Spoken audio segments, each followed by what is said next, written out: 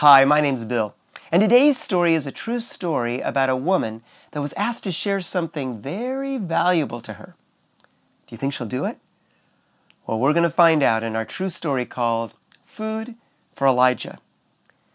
Now, a long time ago, there was a man whose name was Elijah, and Elijah loved God very much, but there was a problem. He was living in a land right now that was in a drought. That means it hadn't rained in a long time, and the water was almost gone, and there wasn't enough water to keep the ground moist, so he wasn't able to grow food. So he prayed to God one day, and he said, God, I don't know what to do. I'm running out of water, and I can't grow crops. How am I going to survive? And God said, Elijah, trust me. Go up the road a ways. There you'll find a woman, and that woman will be able to give you what you need. So Elijah did exactly as God told him to do.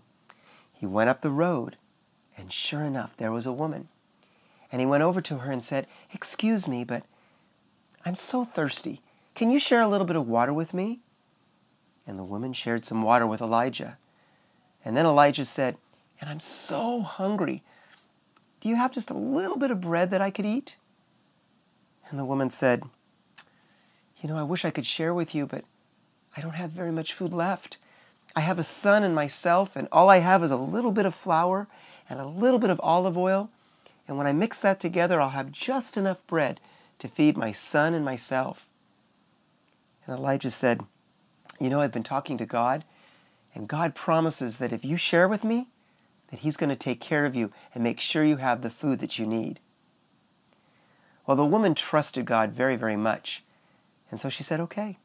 And she took that olive oil and flour, and she mixed it together, and she made some bread, and there was enough for Elijah, herself, and her son. But better than that, God made sure that she didn't run out of flour or oil until the whole drought was over. She had plenty of food.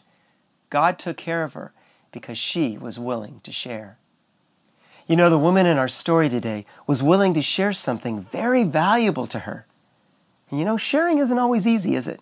Sometimes we want to keep things for ourselves. But when we share, we're being kind. And when we're kind, we're being more like Jesus. And that's what Jesus wants us to do. Well, it's time for me to say goodbye, but I'll be back soon with another true Bible story. So until then, bye-bye.